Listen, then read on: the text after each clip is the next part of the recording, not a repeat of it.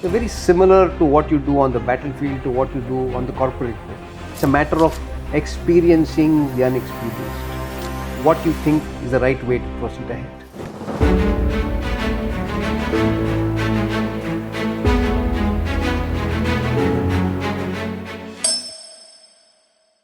Welcome to Corporate Citizen Conversations. Thank you. Today we have with us Brigadier Rajesh Bhaskar. He is a high-ranking officer in the Indian military with over 30 years of experience in visionary leadership, innovative problem solving, strategic planning and execution of strategies. Sir, my first question to you is like you served both on the battlefield and as architect of organizations. Now, can you tell about this match of military strategies with management strategies? How do you help management in organizations? Military tactics and strategy basically dwell a lot upon planning. So once you plan and then you take out various contingencies and then you take out a roadmap for execution. So very similar to what you do on the battlefield to what you do on the corporate board. The only difference is there you're sitting in the mud with the sweat and grime. Here you're sitting in an AC office. The process is the same. You have to plan, you have to visualize contingencies, you have to take out solutions and implement them, which is exactly what the army teaches you. And the benefit I have is that I've done operations and therefore that gives you great clarity of thought, which is also boons in terms of problem solving and in terms of executing what you think is the right way to proceed ahead. My next question is, sir, like you as a transformational leader, what strategies you use for transforming archaic, slow-moving organizations into nimble, dynamic and change-embracing organizations? Most of it is firstly the mind, second is technology, and third is people. The biggest impediment to any change is yourself. Where you're so comfortable with the process that you're following, you don't want to do anything else. There's a book I've written on transforming the intelligence in India for internal security operations. And in that, the whole process, I found the problem was in the mindset, where people don't want to give up, firstly, their own spheres of where the comfort and power. Second is lack of technology. And therefore, I believe a great change can be brought about by technology, in which it can level the playing field and give you much farther access than what you thought of. Second, in technologies, apart from speed, is cutting the links of corruption. And third is to think much far ahead than what you can today with your own self. So implementation technology is, I think, one of the biggest factors in changing such organizations. But with AI coming in, it's bringing in big changes.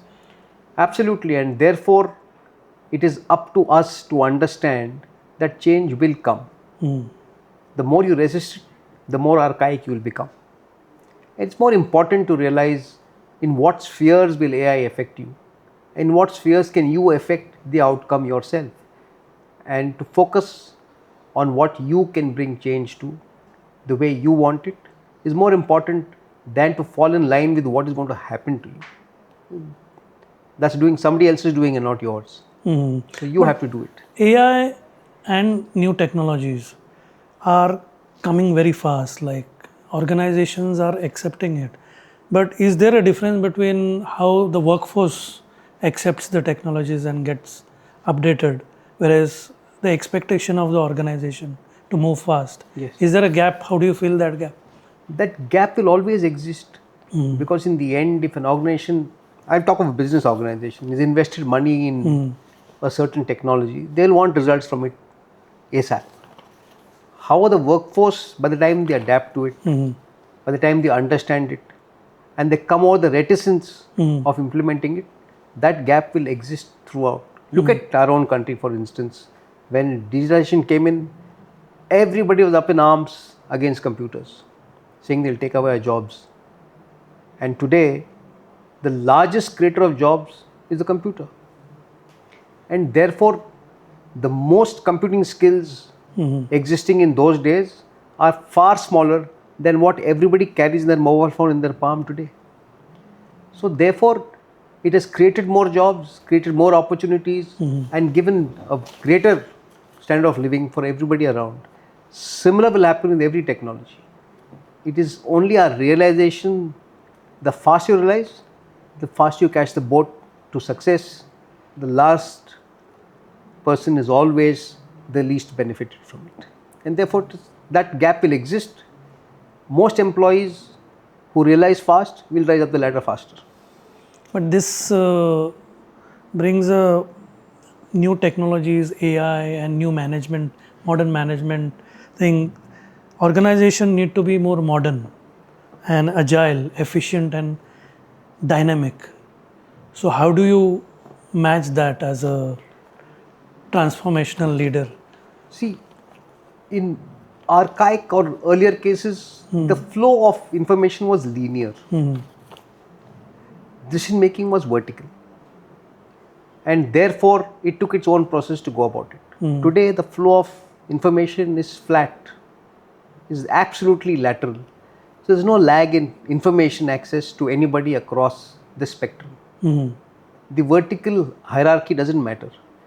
The decision making, of course, still is vertical, but at some point in time, you will find that most decisions are made heuristically through AI, and therefore you will have to fall in line with most things which are mundane in nature. But the strategy, the focus, and the direction you want to go in will always stay with the management or with the leadership, and that is up to them to implement what they want to implement, how they want to implement it. It is just a matter of acceptance that the vertical hierarchies will change. Information is more available to everybody than was erstwhile. Information was power in an earlier sense. Today, there's so much power all around. Everybody's got information. You're so overloaded with information. And therefore, to sift out what is important and act on it is where the leadership lies. That's how it will become more dynamic and agile.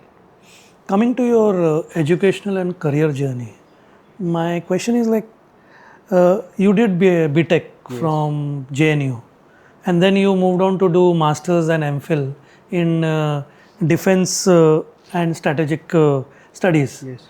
So what from technology like IT, you moved on to defense, and what inspired you or like? Okay. See, I joined the NDA and therefore I did a BSc from NDA, and I always had a technical bent of mind. So therefore, the army, through a process, sent me to do a BTech as an infantry officer, which helped me to contribute a large amount to the organization back. You know, the GIS roadmap, modernization, a lot of stuff that I did is based on the engineering that I learned. Okay. And I learned engineering through army systems, and therefore I could contribute more back to the army system. That forever further led me to strategy. It led me to operational thought, which of course is a realm of strategy and strategic studies, and that's why I did strategic studies to further my understanding of implementation of technology and the art of war. Then what about this? Can you tell us a little bit about Vivaanta Consulting, which you are into for last 2 years, I think so. My consultancy basically deals with nation building. I look at 6 verticals, and all of it are a perspective planning domain in which we look at how the nation should be year 2047 to start with and beyond. If we look at infrastructure, we look at AI, we look at HR, we look at a large number of issues which will delve down to the common man in times to come, and that is how I am more adept at looking at the future and implementing it now than to catch up with it when it actually lands up in my lap. You were a director at Union Ministry of Home Affairs also. Can you tell a little bit about that? What was your... My portfolio is very vast actually. I had a lot of appointments. In fact, since I was the knowledge bank there for most things, I looked after a lot of issues there, be it border management, central police forces, and I looked after Assam Rifles and the Central Police Forces. I looked after a lot of other assignments which came my way because that's how most organizations work. You find somebody delivering and you give him more work.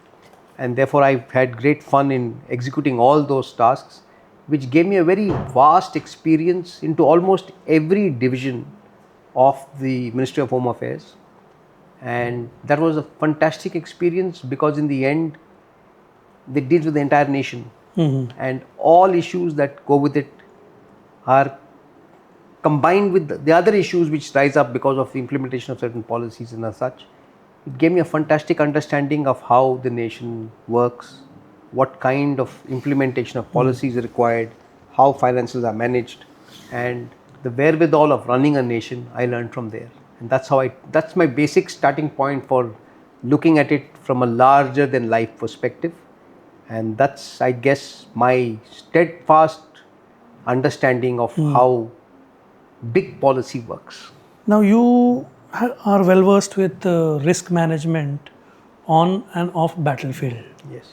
So how do you bridge risk management on the battlefield and risk management off the battlefield in the corporate organizations? I would say corporate organizations risk management much easier. In the battlefield, risk management is life and death, and therefore we plan out a large number of contingencies of what can and cannot happen, and what we will do in certain situations. Like we say, at the shot of the first bullet, all plans go out of the window, and therefore we have contingency plans to cater for what happens thereafter. And that's a planning process we've all been taught in the army because it's life and death. Not only yours, but all the men you command. A similar process exists in the business too. The only difference is it impacts on your bottom line. And therefore, once you've been on the battlefield, it's much easier to do contingency planning, and they call it business continuity in business terms. It's about the same thing. It's to just realize what may happen and take steps accordingly so that you know when certain thing happens, you can react to it. You know, this is a story of Napoleon. Napoleons take decisions very fast. So somebody asked him, how do you take such fast decisions? He said, nothing is fast. I've deliberated over each and every situation for thousands of hours. And therefore, when the situation presents itself, I know what decision to take. That's risk planning and business continuity for you. One last question, sir. With the prevailing business uncertainties, then emerging technologies and critical talent challenges, mostly after the COVID pandemic, as a risk manager, what are your focus areas and strategies? Like, have you changed it after the COVID? Not really. There were new challenges and we had to adapt very fast. Yes. Not really. If somebody had planned it, they would have seen what is coming and taken steps accordingly. It is people who wait for situations to arise and then think what to do about it, who actually lag back in the system. But here on your battlefield risk management strategies, does it help that time during the pandemic? It does. Firstly, you don't panic. Secondly, you've thought it out. You know, in my experience, a large number of people have a route map and they follow it. The moment there's a hurdle, they know what to do. Fortunately, the army has taught me to look at hurdles at every point and see what you will do to ensure that the roadmap, the final goal is achieved. You may take a different detour at times forever. And therefore, that training has always helped me in the business process, and I advocate to all business people, contingencies will come. If you look at it as a situation you've not thought of before, you're caught like a deer in the headlight, you're paralyzed. If you've thought of it, you'll go across it because you know it's going to come. For the MBA freshers who are inspiring to come into organization, what will be your tips or inspiring words for them to prepare them to step into this world? I would look at it more from my perspective, and I would want them to be a more well-rounded personality, one. Two, I would like them to think of how they can contribute to the nation. A large number of people today look at it is what is it in it for me? And I say, what is it for you will come to you. What is it that you have that you can give to the state, to the nation, to the society? And it's very important to ask that question because living in Pune, you find every traffic jam is because everybody wants to go out at the same time, not realizing that you're causing a 1 kilometer jam behind for hundreds of vehicles. If you probably waited 3 seconds or 5 seconds, there would be no jam.